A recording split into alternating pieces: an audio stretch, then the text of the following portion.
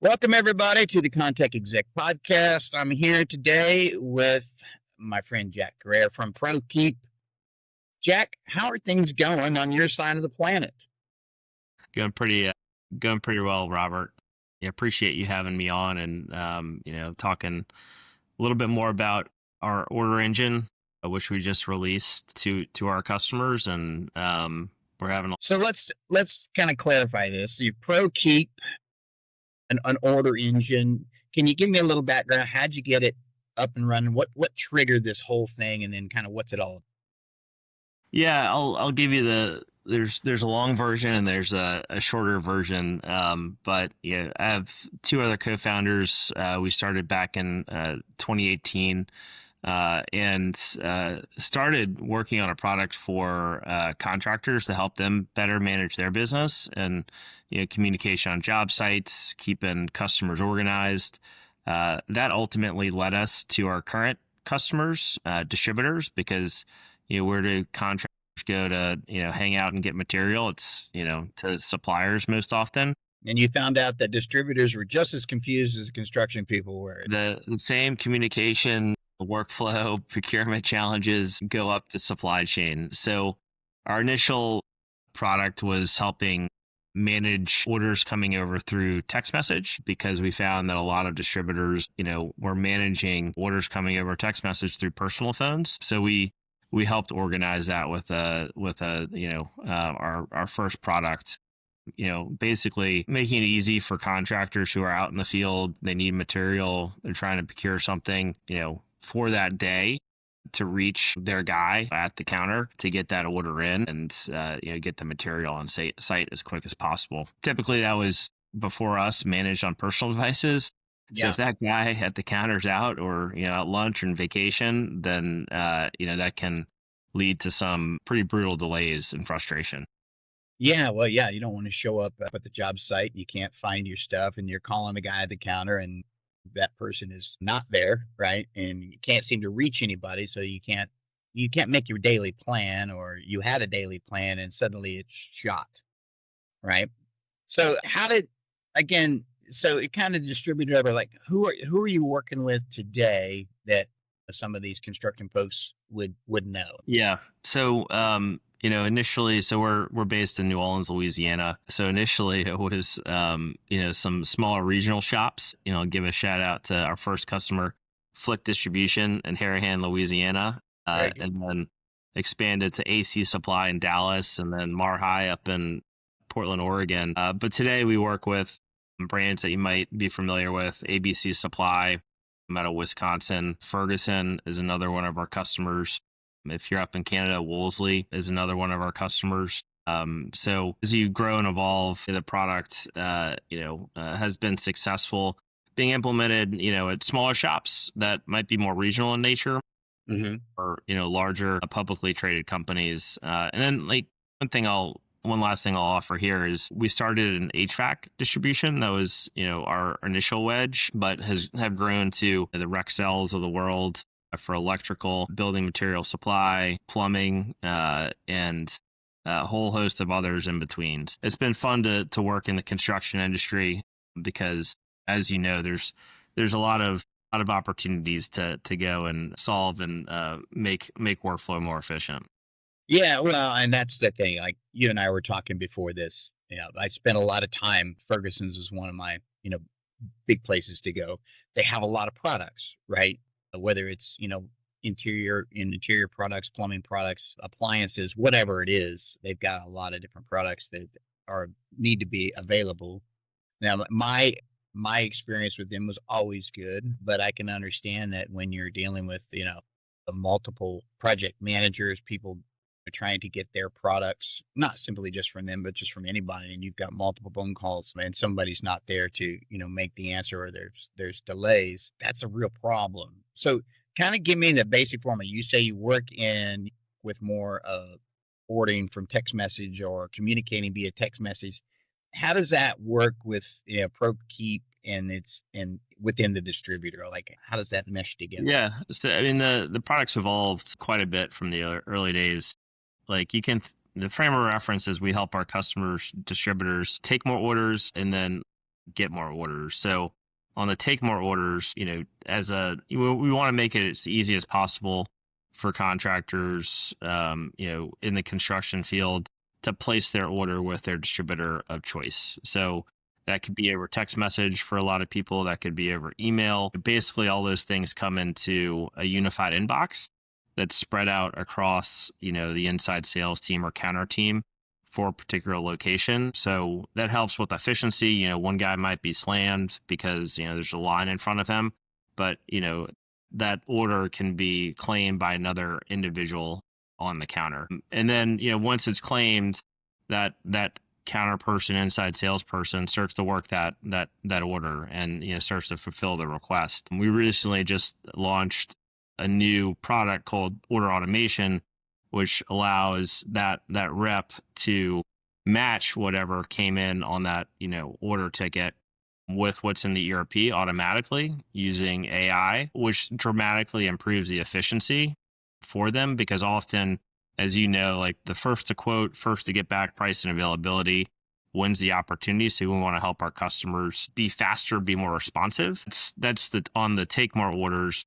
And then on the get more orders, because there's a lot of engagement on our platform with, orders coming in from customers, et cetera, we're able to build a customer profile, name, opt-ins, different attributes, different behaviors, so that our customers can then go on the offensive and be proactive. We know, it's a very relationship-driven business even today. And often, when our counter people are users, they just want to be helpful. So they want to lean in to like Joe, who they know hasn't been by the shop in a month. Like, hey, there's a counter day in this training on Ream, for instance, would love to see you. And that's something we can programmatically serve up as an opportunity to our users to help them drive more engagement, like get these people back, in the fold by the shop, but ultimately, hopefully lead to more business for our customer and the customer's customer. Right. So basically engaging your customer. Hey, We always struggle with the what do you call your customer's customer? you're right. Yeah. The enemy of my friend of my friend, or I don't know. Yeah. I get it. Yeah, because I always wonder about that. Procurement is a difficult process just on the construction side of the world, because there are different companies that operate different ways. Maybe it's your project manager that's in charge of procuring materials. He's got to go through a PO process that then has to go to the financial group, and the financial group then has to approve the PO. Maybe his manager has to approve the purchase order, all those kind of things. Has to go through that section just on the construction side, and then the order goes in. Is that how, does Prokeep, does it say, instead of just text message, but say email, it takes those POs into the system and says, okay, this is a current client of such and such. Here's their PO. It matches. Is there any kind of security so you're not getting any phony POs and stuff like that? Yeah, that's right. So there's software that contractors use to manage procurement and their workflow. I think that's what you're referring to. Right. Like the endpoint on distributor worlds, if they're sophisticated and that's a big enough piece of software that they can pay it. They might have a direct API to that. So where that order can be directly placed in the distributor's ERP. It might be EDI. So there's a couple different methods. We see the majority come through email into our inbox, and then that's where our workflow carries forward. We recently just launched an API that links our tool directly with these pieces of our contractor software. So that can flow programmatically, from the contractor software. Once those approvals are triggered, push it to the distributor. That comes into our unified inbox, without going through email. What that does is just way more efficient. The data can be structured coming over, so the response can be faster. The SLAs increase dramatically. If you can get it right into one of our inbox where someone's manning it and, pushing that forward. So, our launch partner there was Field Pulse. They're an FSM, HVAC, plumbing, electrical. And It's really cool. The feedback's been awesome from the Yeah, user. yeah, I can imagine that that's just a total time saver right there for folks. Yeah, the other like component is because we started in communication. It's not just like sending the PO, which is very transactional. There's often like, exceptions or like questions that come up. So, the user, the contractor, and Field Pulse, for instance, they can ask questions. Is this the right product? This is what I'm looking like on site. Here's a picture of it. Work through the ticket, which I think like the world is going to more efficiency, and we want to be able to facilitate procurement like faster, and like technology helps with that. Right. But Well, even when it's the factor of matching up to your submittals, right? You've got, not only do you have, procurement items over here, you've got this whole program for procurement, right? But then some of these companies have another program over here for their submittals and their accepted submittals and all those kind of things. And sometimes those two, you know, maybe don't match up, or where they get confused, right? Because maybe they're not digitally connected, they don't understand, or is coming from you. So he's looking at his submittal list out there in the field going, well, this is my approved submittal, but what you're telling me you're sending me is not the same thing, just by part number or by model number, those types of things. Yeah, anytime we can kind of clarify and actually have a digital examination of the numbers and the specs and those kind of things, that's that's a time saver and just a whole nother. the I other got piece is like it's all together, right? Like, if you have that issue today, then, you might pop out of the platform and call, or like, show up like, at the counter, or, whatever method. And that's not connected to the actual PO or the submittal. So you lose that context of why things change, or like, so keeping that together for both sides is helpful. yeah, that's and so Prokeep does all that.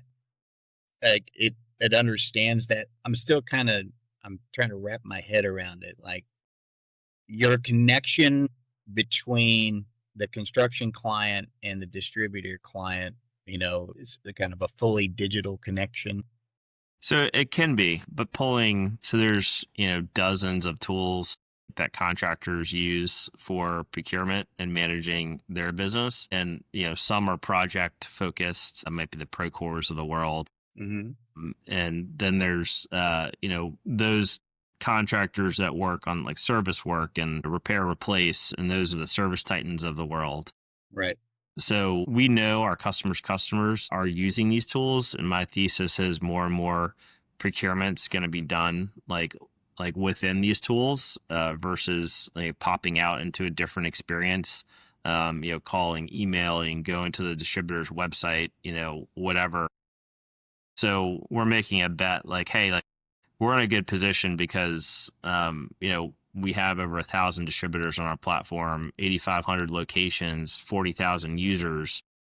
Let's lean in here to make it easier for these contractors, these, the customers of our customers, to do business with our customers, distributors, because at the end of the day, like every distributor will tell you is like, we don't care like how our customers order from us. Like we Just want as to long make as they're ordering. Yeah.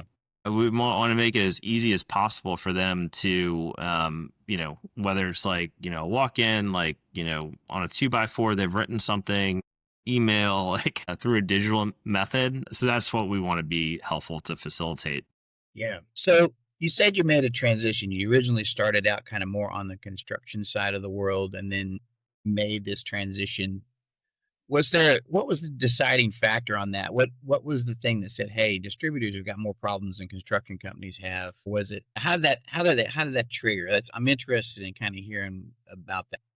Yeah. That I mean, transition. I mean, the honest answer is like, it's easier to find distributors than it is to find contractors, like, people in construction, because they're always, they're always moving around. But, I think like, so I'm not from like the construction industry. That's not like my background.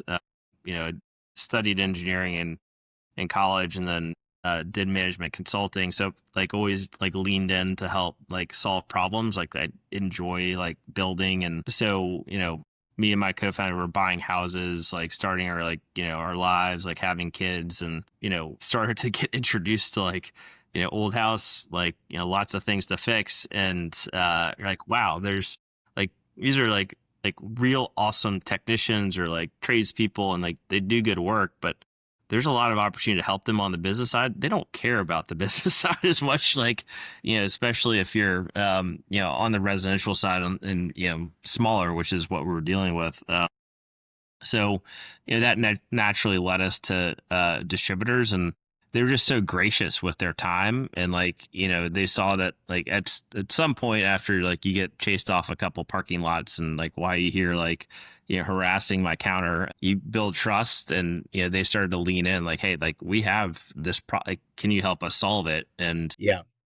that just happened to be the moment. There's probably a couple of things. It wasn't like one, like, aha, like a strike of lightning. So hopefully that's helpful. Yeah, no, I think it's interesting because I think you bring up a good point about just construction in general. A lot of great technicians out there, and that means that those are people that they know how to build, right? Skilled labor. Even though there's a shortage of skilled labor, there's still a lot of great folks out there that understand how to build. And I think to your point, they didn't really care about the business side of things. Like they're just trying to get a job done, right? And I think there's a separation in that thought sometimes when people start talking about big construction, because there's still big construction. There's the business end. There's that executive side of the world which says, well, we need to solve problems like this, this, and this. But out in the field, it's different. These guys are looking for time to go home and spend time with their families. Drink a little beer, go hunting, doing those kind of things. We've got a job to do. This is how we have to do it. But I can't do my job because I don't have the materials on site, because I don't know when it's going to come in. You want me to schedule this thing out, right? But yet I've got to wait 6 weeks because this product that is on this submittal list won't be here for 6 weeks. So what do I do for the 6 weeks that I'm just standing around here, waiting for this product to come in? I got to go to another job, and then there's going to be problems over at that job too, because our procurement and our timing with our delivery of products is not matching up with what some project manager over here or some executive, project manager, senior project manager came over and said, well, this is the schedule, Right. just follow the schedule. Right. And then all somebody throws a wrench into the works and says, oh, hey, by the way, you're 8 weeks out on said tile that you ordered over here.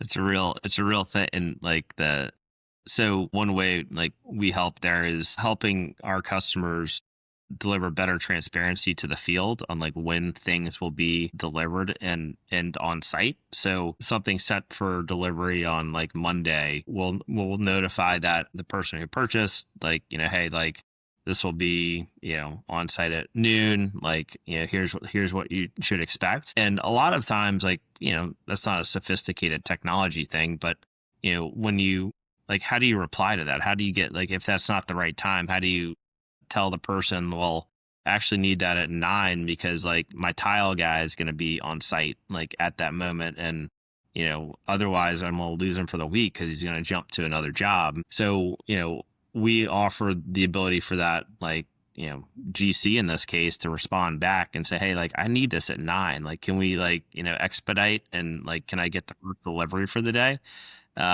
So, there's a lot of these like kind of job sites are complex. Like a lot of things are happening. Like in a perfect world, everyone would be on the same digital platform, and like coordinating. But at the end of the day, it comes down to communication, and that's like the lowest common denominator. So making it easy for that job site to communicate back with like a partner in like that building process, usually their supplier, is an area where we really lean in. Well, I think, yeah, and you kind of hit the nail on the head there. That the communication, the way I see it is, a lot of things get missed in the email chains, right? Especially if you're having to go chase down. Like, I don't know about you, but I end up with 75 to 100 emails, overnight, right? Just it shows up in your inbox, and you're like, how do I get this down? A lot of it's trash, and then some of it's important, but then, how do I get this down to find the important stuff? Like, where are my deliveries at? Do I miss a delivery? Was it a chain email, which, you'd already responded once? Is somebody else responding, like, because there's multiple people on it? And then, so finding a place to go where it says, I need to go to Prokeep to go look at where all my stuff is. Where's my stuff? If I can have a one location to do that, maybe Prokeep sends me notifications to whatever. But if I can find it where it is, if I got one place to go, then I'm better. I know I can go to my email and probably search, 20 minutes worth of, sorting through and finding, okay, you said this here. But I'd rather have it, and this is kind of trend in the industry, I'd rather have it in one location where I know that specific information is going to be, right? And then everybody needs to be involved in it. Now, one of the biggest problems that I always came across was subs not knowing. Like, if I was the GC, I performed as a GC for a long time, and I'm the GC, and then subs are like, I don't know where the changes is, I don't know where the materials are, or if they were responsible for their own material on that kind of thing, I'd want to know, well, when's that coming in? Because you'd always get the lip service, right? You get the whole, oh yeah, 2 weeks, I'll be here 2 weeks, that kind of thing. It's like, oh, wait a minute. Now, show me, because that's what both clients and general contractors want. Well, show me the proof, show me the receipts, just tell me where it's coming from. Yeah. I don't doubt that you have it ordered, but do you really have it ordered, and when's it coming in? I need exact information. Yeah. Because I mean, we see that challenge like at like the distributor level too. It's like, often how that like comes across is, you've been like working with Johnny at the counter, he's like running through a bunch of orders for various customers, and then Johnny's out sick. And then all of a sudden, like, where does Johnny's like, information go? Like, it's stuck. Like panic mode. We call it panic mode. Yeah. Yeah. But, and then, like one of those GCs comes in, it's like, where's my stuff? And so, we fix that with our unified inbox. Like, there's visibility, like, across the counter with like management, and there's, a story like a couple times a day where like that, shared accountability is powerful, because, at the end of the day, our customers want to serve like, their customers and do right by them. So often they just need to get to the bottom of like what happened. Like, that he said, the he said, she said story of how that all shook out. Because I know I've been involved in those situations where my subcontractor, not to say that they lied, but I'm going to say they left out some information, that was pertinent to the conversation. And you had to do a lot of searching to say, hey, by the way, you really didn't order that on the 9th. Yeah. You actually ordered it on the 13th, right? And I know that because this is when, said distributor or whoever got your order, this is what they're telling me on their records. But having that platform for visibility and, kind of keeping the honest people honest. Yeah. And I think level. Like, you mentioned like training and like workforce development. Like, there's a lot of good tradespeople out there doing good work, and like we need more of them. You need more, and and that's some like place where like our customers really lean in. Like they like want to be a source for workforce development. Obviously, they're tied to that like outcome of expanding the number of people in the trades and up level like their skill sets. One way that like roosts in our product is, so these conversations about orders and like, preferences, our customers are like, then can turn that around and say, all right, so who's bought a particular like piece of equipment? Because I know we're going to have like a training day for, let's call it train equipment. Mm-hmm. Send like a notification to those that, have been on that train, like, they've been like leaning in there. Let them know that we have a training day, and bring your apprentice with you.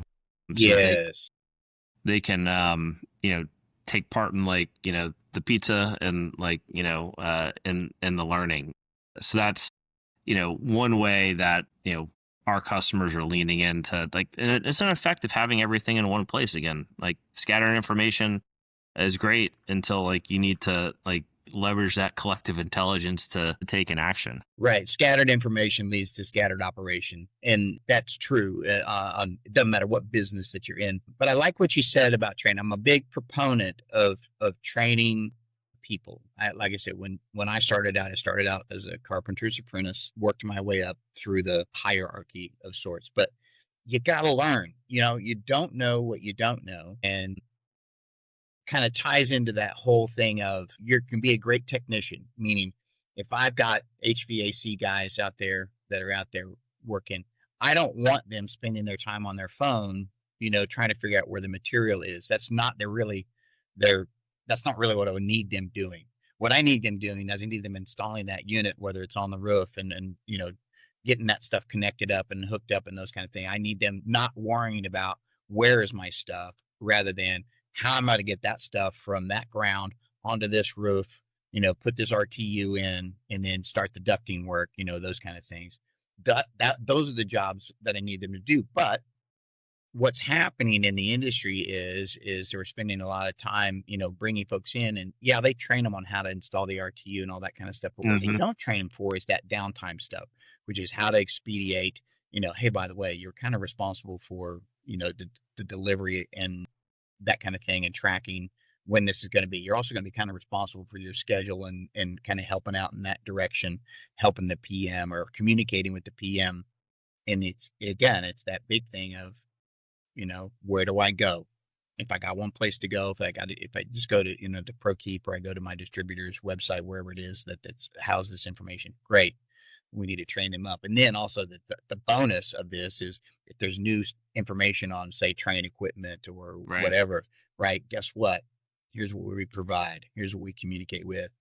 And the more information that's out there about that and the more that we help each other do that, the more construction side world is going to improve.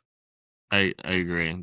I mean, so the majority of conversations on our platform or email, text, everything we support are the majority is ordering related stuff. Like, hey, I need 2 of these, 3 of these. Can you get this to me? By the end of the day. But a lot of it is supporting that customer, technician, contractor.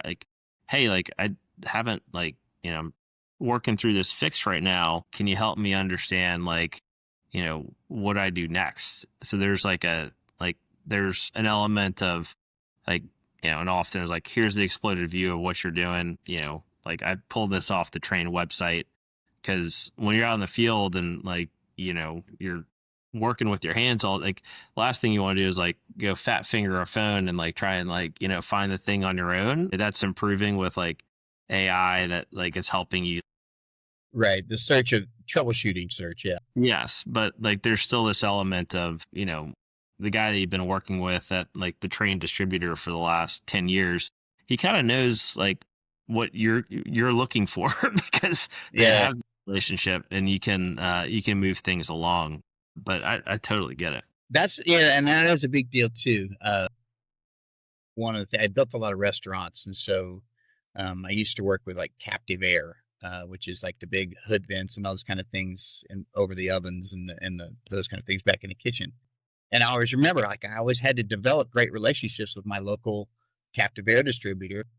I mean, I didn't just have their office number. I had the guy's cell phone, number, because it's hey, man, brother, I get it. I'm at 11th hour here. Restaurant needs to be opening up. We're having some trouble with the hood. And what am I missing? I'm trying to help these guys kind of troubleshoot, what's going on through this test. And man, that kind of ability to be able to connect with somebody that can kind of listen to your story and go, oh yeah, I understand what you're talking about. Yeah, this happens. You're doing this, this, and this wrong. Or I think you're missing this, kind of thing. Yeah. And that's something we totally appreciate, since the early days, that, having that direct line to someone that can help you. I don't know if you've rented a car recently, but it's the most frustrating experience. If anything ever goes wrong with your enterprise rental, not picking on them, it could be any oh, we can pick on them. Yeah, let's pick on enterprise for today. That'd be great. You're going to some it is. Have you ever tried to find the local enterprise location, like forget it. Yeah, So, having like knowing that you're connecting with someone that's like boots on the ground, you've interfaced with, you have a relationship, because when they get you out of a tough spot in that 11th hour, man, you're going back the next day and the next that is day. exactly right. And it's less about like price. It's like, well, like I know you can like you're gonna get me what I need, and you're gonna like Hmm. go to the ends of the world to make this happen. And that's really important in our industry.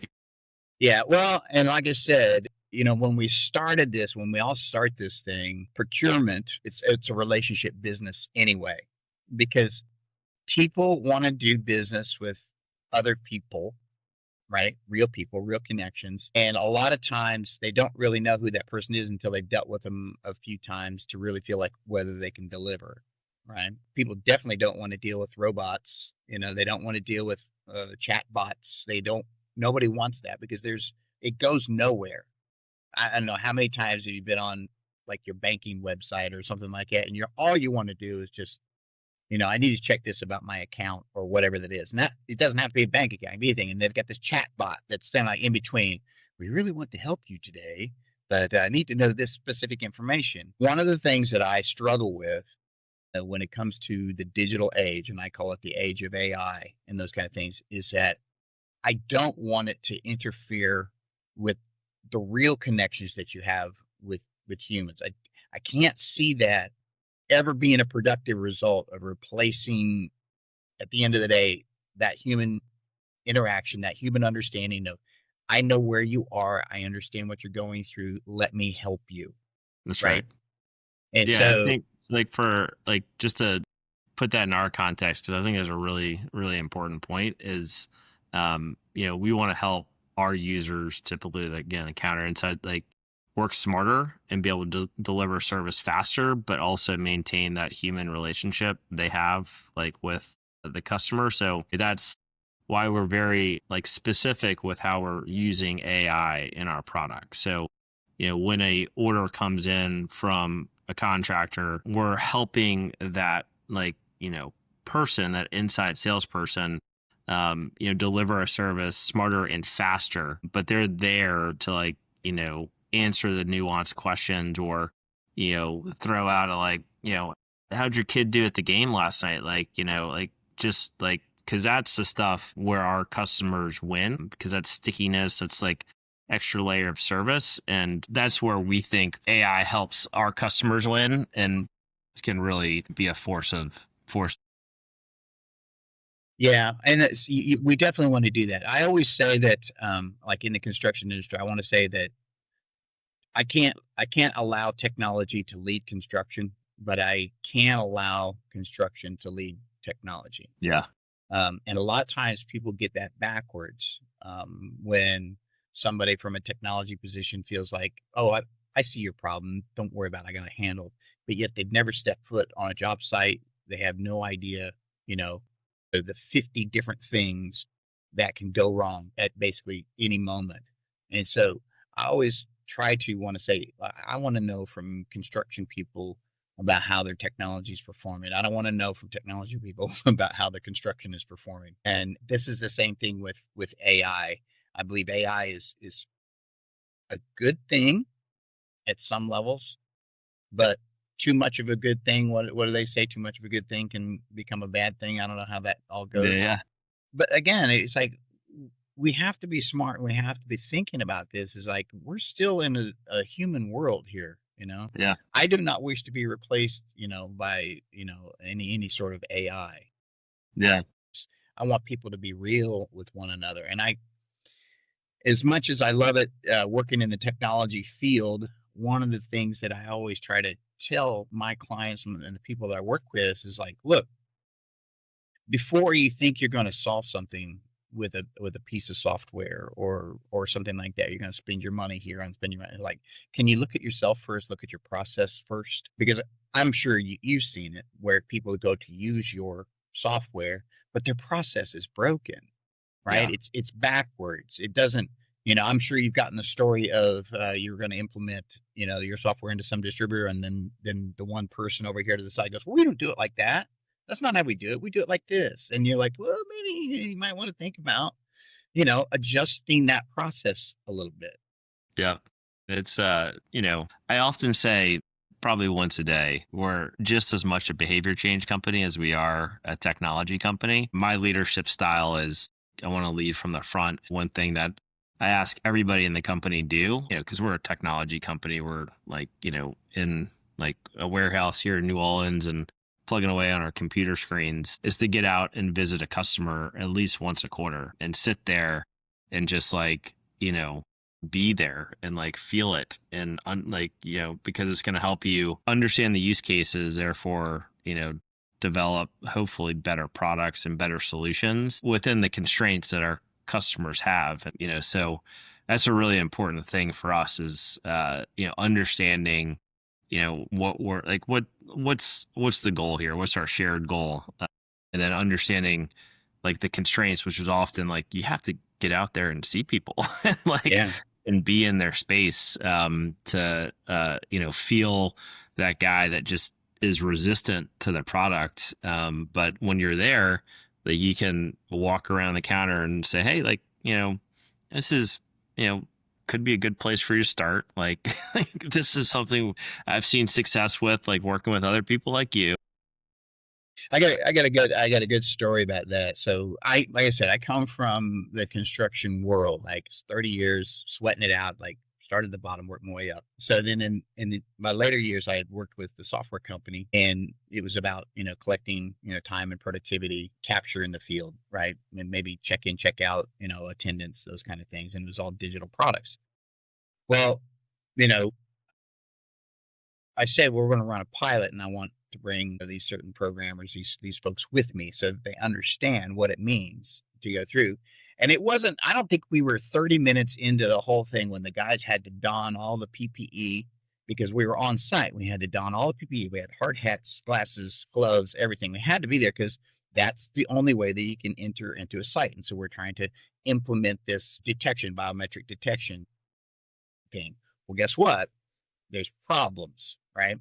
And so then it was a learning moment for these guys that were, sitting back at the office at one point in time going, you just do this, this, and this.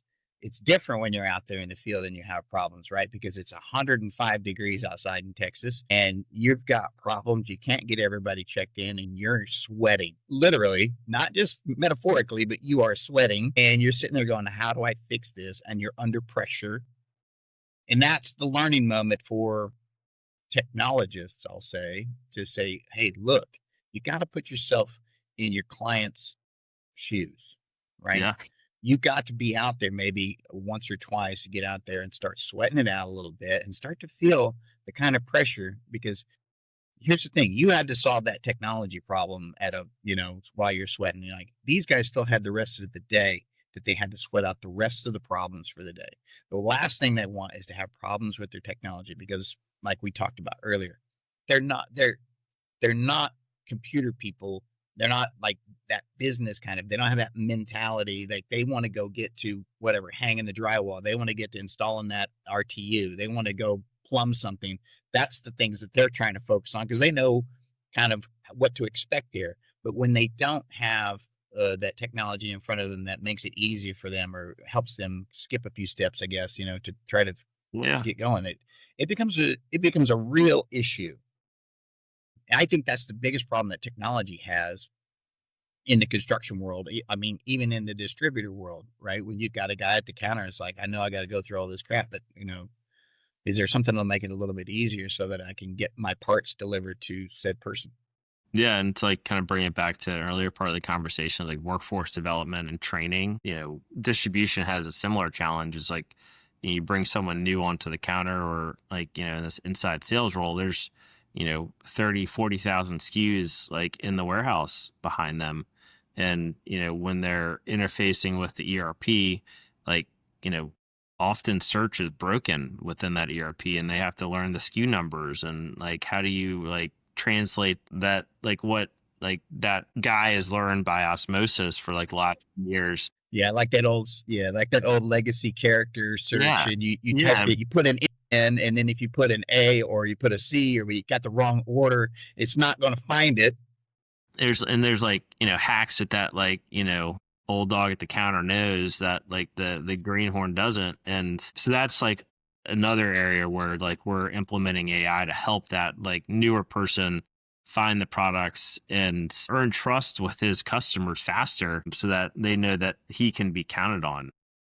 So there's just, like you said, a million different exceptions during the day. And, that's where I think technology can really help humans and drive to a better result, but you have to know the use cases and be in those shoes and understand what happens and how it happens. And, so that's super Yeah. important.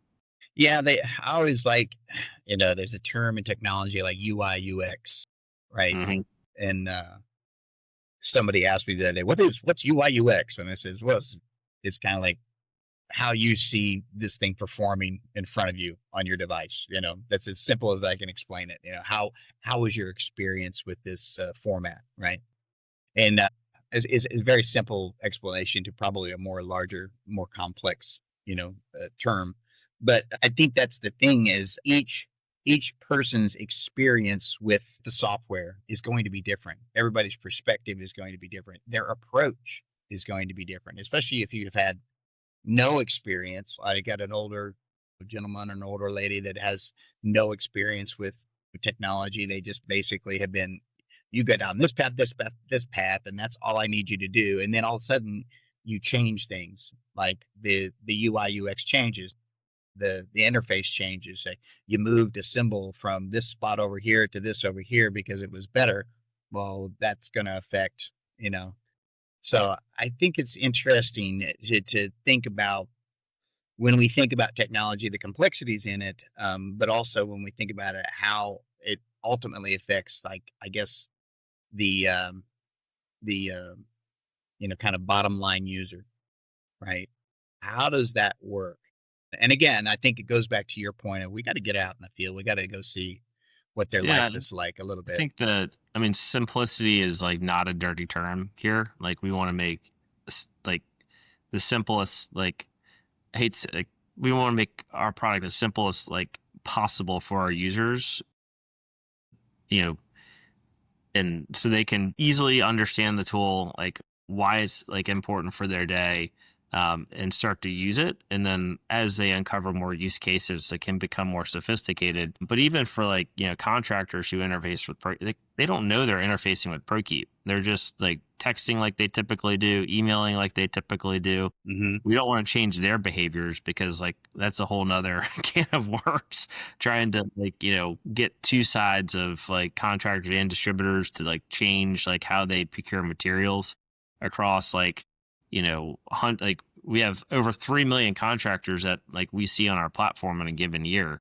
Like that's too much change. And like, when you try and you have to make it easy for both sides to interface and, again, like move the puck forward incrementally. Very good. Well, man, I think, to kind of wrap this up, I want folks to know, like, who would you, where do they go to learn more about Prokeep? To just go to the Prokeep website? What is that? Yeah, that's great. Prokeep website.